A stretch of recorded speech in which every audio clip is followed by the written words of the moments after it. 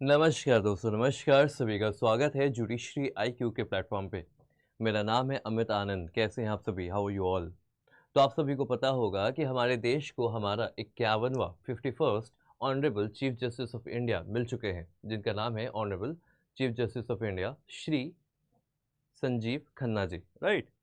अब सवाल आता है अगला कि हमारे जो पूर्व चीफ जस्टिस ऑफ इंडिया थी, जो कि बहुत ही ज़्यादा फेमस भी थे और पॉपुलर भी थे अपनी जजमेंट्स के कारण और अपने एक पॉइंट ऑफ व्यू के कारण, उनका भी एक टर्म खत्म हुआ है, जिनका नाम है श्री डी वाई चंद्रचूड़ साहब। अब डी वाई चंद्रचूड़ साहब का जो टर्म था काफ़ी लंबा था, काफ़ी ज़्यादा लंबे टर्म तक वो हमारे देश को, हमारे देश का उन्होंने देखभाल की, सेवा की और सुप्रीम कोर्ट का नेतृत्व संभाला। अब आज हम जानने वाले हैं कि honourable ex chief justice of India D Y Chandrachud, उनके 20 सबसे अहम लैंडमार्क जजमेंट्स जो उन्होंने अपने टर्म में दिया। चलिए तो शुरुआत करते हैं अपने वीडियो को। इस वीडियो को लाइक शेयर ज़रूर कर लीजिएगा, क्योंकि आने वाले एग्जाम्स में भले ही आप जुडिशरी की तैयारी कर रहे हो, यूपीएससी की कर रहे हो, एपीओ की कर रहे हो या किसी भी सरकारी विभाग में अगर आप तैयारी कर रहे हैं और कंपटीशन आपको देना है, तो ये सवाल आपके एग्जाम में ज़रूर पूछे जा सकते हैं। तो do like the video, share the video and share it with your friends also. चलिए स्टार्ट करते हैं। स्टार्ट करने से पहले आप सभी को बता दूं कि जिन्हें भी टेलीग्राम के थ्रू कोई डाउट आता है, मुझसे पूछना है कि सर ये एग्ज़ाम के बारे में, इसके क्वालिफिकेशन के बारे में, इसके प्रिपरेशन के बारे में, या तो लॉ के बारे में, या तो लिटिगेशन के बारे में, या तो जुडिशरी के बारे में, तो आप मुझसे जुड़ सकते हैं इस फ्री मेंटरशिप ग्रुप से। इस फ्री मेंटरशिप ग्रुप में आप जुड़ के आप जो भी अपने डाउट्स हैं वो आप क्लियरली हमारे सामने रख सकते हैं, जिसका जवाब भी आपको ज़रूर दिया जाएगा। तो चलिए शुरू करते हैं। 20 important judgments passed by Honorable Justice D.Y. Chandrachud as Supreme Court Judge. तो 8 साल during his 8 years stint at the Supreme Court, Justice Chandrachud has authored over 600 judgments, 600 judgment, and has been a part of more than 1200 benches. 1200 bench का part रह चुके हैं और 600 judgement में इनका नाम है। Honourable justice D Y. Chandrachud, the 50th chief justice of India, will demat office. कब छोड़ रहे हैं? नवंबर 10 को उन्होंने ऑफिस छोड़ दिया। नवंबर 11 1959 को वो एक फैमिली से आए थे with a rich legal heritage, जहां पे उनके पिताजी, जो इंडिया के लॉन्गेस्ट सर्विंग जज चीफ जस्टिस रह चुके हैं, वाई वी चंद्रचूड़ साहब के द्वारा। During his 8 year stint at the Supreme Court, Justice Chandrachud has authored over 600 judgments. कितने जजमेंट दिए इन्होंने? इन्होंने लगभग 600 जजमेंट दिए। याद रखिएगा, इन्होंने लगभग 600 जजमेंट दिए हैं। 600 जजमेंट दिए, राइट। साथ ही साथ वो 1200 बेंचेस का पार्ट भी रह चुके हैं। With Justice Chandrachud's tenure drawing to a close on November 10, we take a look at his most significant judgment. चलिए देखते हैं उनके सबसे significant judgments कौन से रहे हैं। सबसे पहला आता है राइट टू प्राइवेसी, जो कि बहुत फेमस है, जिसका नाम है जस्टिस के S Puttaswamy versus union of India का केस। इस केस में 9 जज की बेंच बैठी थी, कॉन्स्टिट्यूशनल बेंच बैठी थी, और उन्होंने इकट्ठा यूनानिमसली रिकॉग्नाइज किया था एज अ फंडामेंटल राइट। किसे? आर्टिकल 21 के तहत प्राइवेसी को एक फंडामेंटल राइट घोषित किया था। Justice Chandrachud, as he was then writing of the majority, highlighted that privacy is an essential part of dignity. और ये एक लाइन आपके एग्जाम में पूछी जाती है, क्या? Privacy is an essential part of dignity. He further held that the happiness derives from the right to decide for oneself and dignity, which are both essential attributes of privacy. Justice Chandrachud, of the view that privacy includes at its core the preservation of personal intimacy, sanction of personal life, marriage, home, and sexual orientation. तो जो right to privacy case है, वहां पे भी honourable D.Y.. Chandrachud साहब का एक बहुत अहम रोल था। 9 जजेस की बेंच में ये भी एक अहम जज बैठे थे।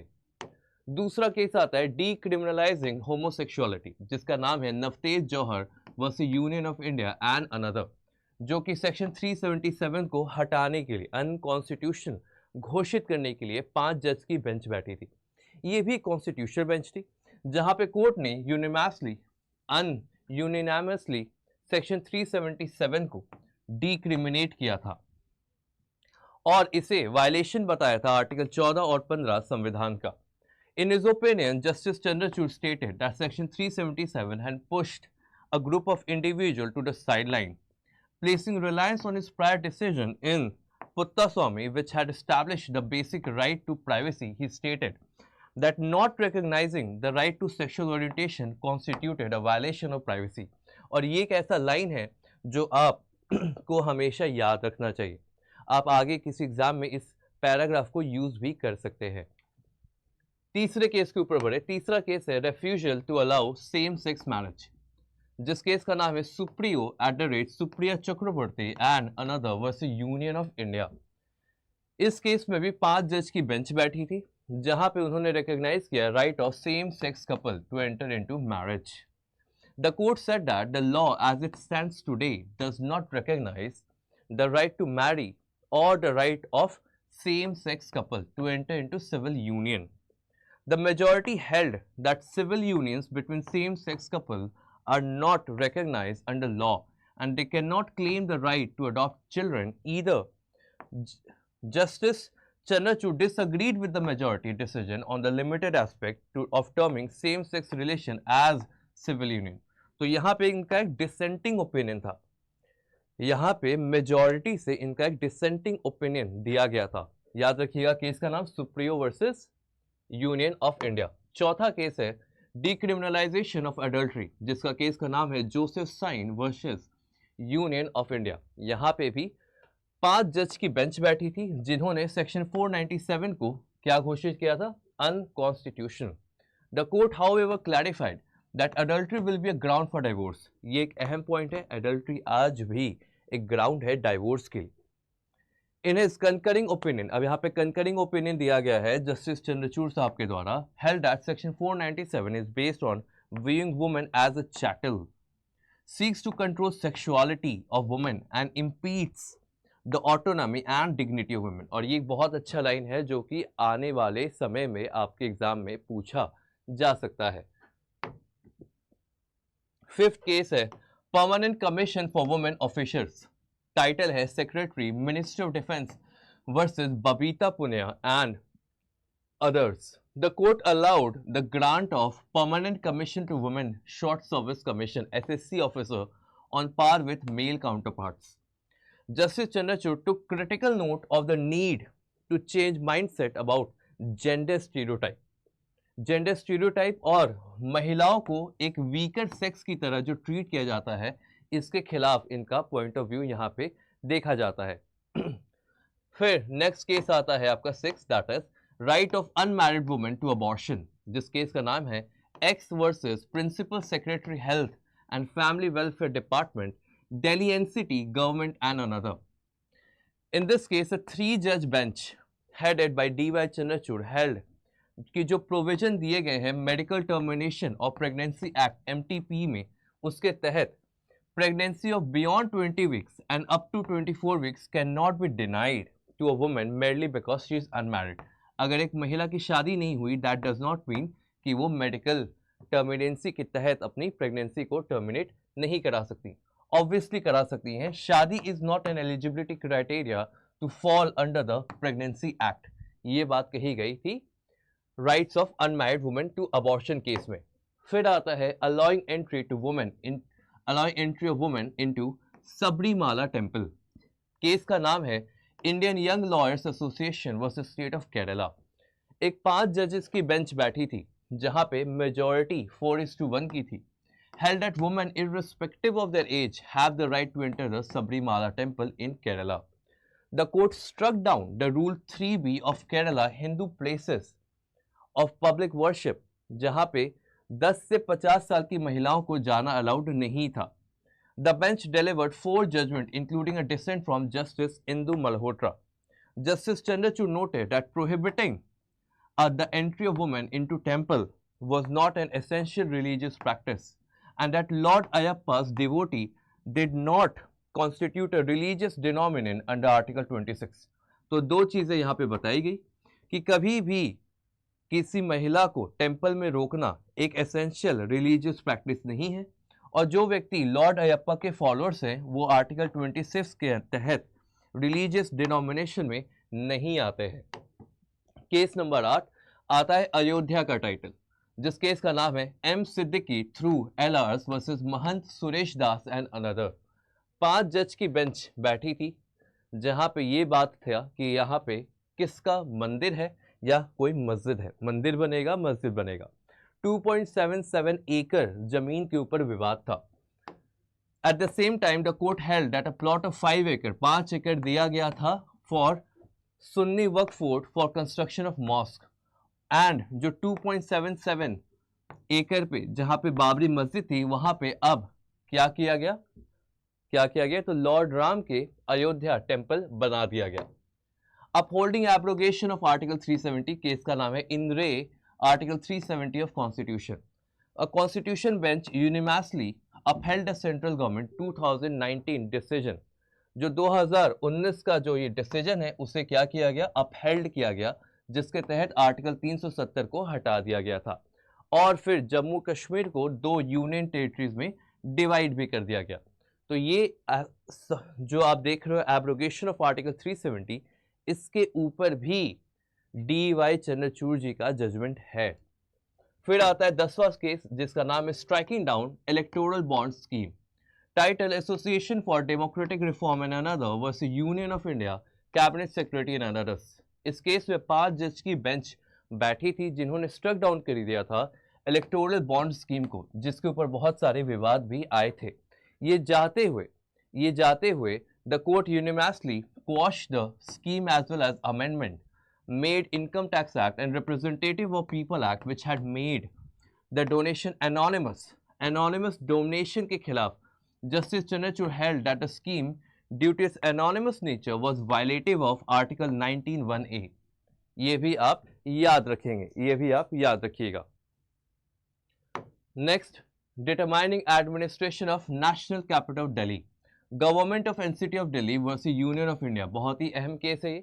2018 में 5 जज की बेंच बैठी थी, जहां पे आर्टिकल 239 AA के ऊपर विवाद चल रहा था, जहां पे सीएम के पास ज्यादा पावर है या लेफ्टिनेंट गवर्नर के पास ज्यादा पावर है, इसके बारे में भी बात की जा रही थी।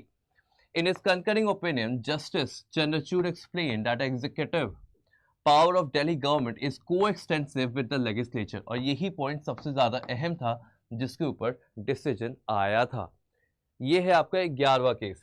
अब चलते हैं 12वें केस की ओर, जिसका नाम है Shiv Sena versus Shiv Sena, that is Subhash Desai versus principal secretary government of Maharashtra and another. 5 जज की बेंच बैठी थी, यहाँ पे भी कॉन्स्टिट्यूशनल बेंच बैठी थी, जहां पे former Maharashtra governor Bhagat Singh Koshyari to call for a floor test based on the request of 34 MLA of Eknath Shinde. Justice Chandrachud, however, held that a status quo cannot be restored since Thackeray did not face the floor test but chose to resign. The court held that the governor have no power to enter the political arena or take part in any intra-party or inter-party disputes. ये बात यहाँ पे इस case से निकाली गई थी, ये लाइन भी आपको याद रखना चाहिए। चलिए उसके आगे आते हैं। No immunity for MPs and MLAs taking bribe for vote or speech। Case का नाम है Sita Soren versus union of India. Landmark ruling March में आई थी, जहां पे सुप्रीम कोर्ट ने हेल्ड किया था कि जो मेंबर ऑफ पार्लियामेंट होते हैं या तो मेंबर ऑफ लेजिस्लेटिव असेंबली होते हैं, उन्हें आप इम्यूनिटी आर्टिकल 105 के तहत आर्टिकल 105 या तो 194 के तहत नहीं मिलेगी। Constitution bench led by chief justice D Y. Chandrachud delivered a unanimous verdict. The court overturned its 1998 judgment in P V. Narasimha Rao versus state, which had previously granted such immunity for votes cast in legislative houses। तो अगर यहाँ पे पैसे दिए जा रहे हैं, bribe दिया जा रहा है, तो उन्हें इम्यूनिटी नहीं मिलेगी। Minority status of Aligarh Muslim university. Aligarh Muslim university through its registrar Faizan Mustafa versus Naresh Agarwal and others, जहां पे 7 जज की बेंच बैठी थी, जहां पे मेजॉरिटी 4:3 से आई थी। Minority status of an education institution will not cease merely because Parliament enacts a law to regulate such institute or that an institute is being administered by non-minority members. Justice Chandrachud, writing for the majority, overruled that a 1968 judgment in S. Aziz Basha was the Union of India, in which it was held that a minority character of Aligarh Muslim University had ceased because of parliamentary law regulating the university. The court said that in order to determine whether an institution is minority institution, what needs to be looked at is who established the institution. The administration by non-minority member will not take away the minority character of an institution. तो किन्होंने establish किया इस पे depend करता है कि वो minority institution में आएगा या नहीं। ये भी एक लैंडमार्क केस है। उसके बाद आता है holding sub classification of scheduled caste scheduled tribe come permissible. Case का नाम है state of Punjab and others versus Davinder Singh and another. 7 जजेस की बेंच बैठी थी जहां पे मेजॉरिटी 6:1 की आई थी। upheld the power of state to subclassify scheduled caste, scheduled tribe into different groups based on their inter-se backwardness for extending the benefit of reservation. In his main opinion, Justice Chandrachud overruled the 2005 judgment of E.V. Chinnaiya versus State of Andhra Pradesh, जिन्होंने held किया था कि जो सब classification SC/ST की होती है वो आर्टिकल 341 के कॉन्ट्ररी है। साथ ही साथ the court said that a historical evidence and social parameter clearly showed that all SC/STs do not constitute a homogeneous class. Thus, subclassification of SC/ST will not fall foul of Article 341. ये भी एक SC/ST reservation से related एक landmark case है। फिर आता है recognising passive euthanasia and right to die with dignity, जिस केस का नाम है common cause versus union of India. 5 जजेस की बेंच बैठी थी, कॉन्स्टिट्यूशनल बेंच बैठी है, unanimously held that right to die with dignity is a fundamental right. अब ये केस का नाम सीधा पूछा जाता है, right to die with dignity is a fundamental right.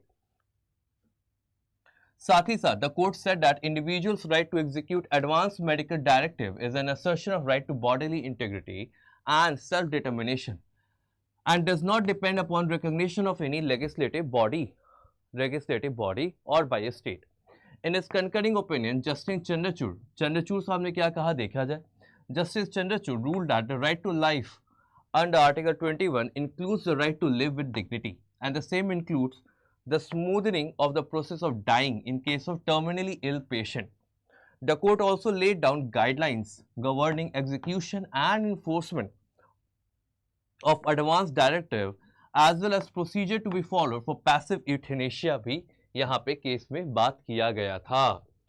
आते हैं केस नंबर 16 पे, इंडिपेंडेंट प्रोब इनटू जज लोयास डेथ। केस का नाम है Tehseen Poonawalla versus union of India and another. April 2018 में सुप्रीम कोर्ट डिसमिस करता है पिटीशन जहां पे seeking an independent probe into death of BH Loya, the जज hearing of Sohrabuddin Sheikh case. 3 जज की बेंच बैठी थी जहां पे chief justice Dipak Mishra, justice AM Khanwilkar and justice DY Chandrachud ji बैठे थे। He stated that there was no reason to question the consistent testimony of 4 judicial officers on the chain of events leading to Loya's death. Justice Chandrachud stated that the documentary evidence confirmed that Judge Loya's death was due to natural cause. The judgment also recorded that the conduct of petitioner and intervener in this case was lacking in bona fide and reveals a misuse of judicial process. ये भी बात इस तहसीन पूना वाला case में हुआ था। फिर आता है नेक्स्ट केस जहां पे quashing of media one ban and rejecting centre sealed cover. Case का नाम है Madhyam broadcasting limited versus union of India. The central government refusal to renew the broadcasting license of Malayalam news channel Media One, citing national security concern, was set aside by Supreme Court. The top court turned down the argument of the central government that certain broadcasts by the channel affected national security, saying such claim cannot be made in thin air. Pertinently, the court observed that it is a duty of the press to speak truth. ये press की duty होती है कि वो सच्चाई बताए। Sealed cover proceeding violate the principle of natural justice and curb the right to fair and reasonable proceeding, leaving appellant in the dark, the top court opined. तो यहाँ पे सरकार के खिलाफ यहाँ पे डिसीजन दिया गया। फिर आता है win for DMRC as an arbitral award to Anil Ambani's firm nullified. Delhi Airport Metro Express Private Limited versus Delhi Metro Rail Corporation Limited in a rather unusual judgment जो कि अप्रैल 2024 में आई थी. A bench led by Chief Justice Chandrachud allowed the curative petition filed by Delhi Metro Rail Corporation challenging the Supreme Court's September 2021 judgment. जिस judgement के तहत 2800 crore arbitral award favour में आया था अनिल अंबानी के फर्म के। The court clarified that its curative jurisdiction should not be used to open a floodgate of cases. However, in this particular case, it was stated that the Supreme Court 2021 verdict had erred in transferring with the Delhi High Court's division bench order, which had set aside the arbitral award. तो यहाँ पे उस decision को क्या किया गया, हटा दिया गया। Next, unstamped arbitration agreement inadmissible but not void। Case का नाम है in re interplay between Indian stamp act and Indian arbitration act. 7 जजेस की बेंच बैठी थी, उन्होंने बताया that while unstamped arbitration agreement are inadmissible, they are not rendered void ab initio from the beginning on account of fact that they are unstamped। अगर किसी agreement में stamping नहीं है, दैट डज नॉट मीन कि उसका use नहीं है। While overruling its 5-judge bench decision in N. Gopal Mercantile Private Limited versus Indo-Unique Flame Limited others, the court said that the effect of not paying duty renders an instrumental inadmissible and not payment of stamp duty is curable.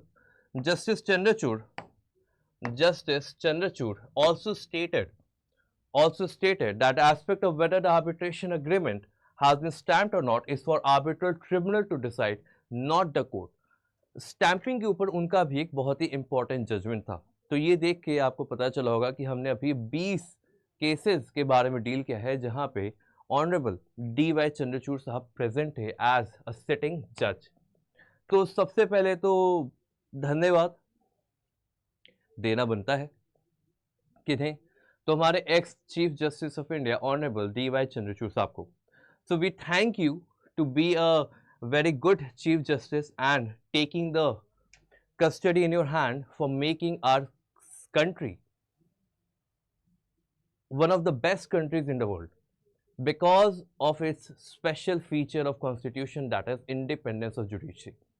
तो judiciary एक ऐसा power है जिस power को ये दिखाया गया कि सरकार कोई भी रहे, सरकार के खिलाफ, सरकार के फेवर में हम डिसीजन वही देंगे जो न्याय होगा, जहां पे जस्टिस होगा। In the last but not the least, आप सभी को बताना है कि जो भी व्यक्ति स्टडी IQ के थ्रू प्रीलिम्स टू इंटरव्यू के बैच में जुड़ना चाहते हैं वो आज जुड़ सकते हैं, क्योंकि आज है सेल का आखिरी दिन। जिस तारीख को आपको जो बैच 70,000 का है वो अब मिलेगा 24,999 का, बट आपको कोड लगाना पड़ेगा Y707। आपको जुड़ना कैसे है? जुड़ने के लिए आपको यहाँ पे दिए गए नंबर 764000 3000 पे कॉल करना है और आपको बताना है कि अमित सर यानी कि मैं, मेरा मेंटरशिप चाहिए, और आप यहाँ पे ये कोड जब लगाइएगा Y707 तो आपको मैक्सिमम डिस्काउंट भी प्रोवाइड किया जाएगा। बट ये डिस्काउंट बस आज के लिए है, तो जिन्हें जुड़ना है आज आप जुड़ सकते हैं। साथ ही साथ जिन्हें भी वीडियो अच्छी लगी हो, याद रखिएगा इस वीडियो में जितने केस लॉज के नाम आए हैं ये सारे केस लॉज के नाम आपके आने वाले एग्जाम के पॉइंट ऑफ व्यू से बहुत ज़्यादा अहम है। तो इस वीडियो को लाइक ज़रूर कर लेना, शेयर कर लेना अपने दोस्तों के साथ, और अगर आप हमारे चैनल पर पहली बार आ रहे हैं तो सब्सक्राइब भी ज़रूर कीजिएगा। धन्यवाद, मुलाकात होगी आप सभी से अगली वीडियो में, तब तक के लिए रखिए ख्याल, टेक केयर, जय हिंद।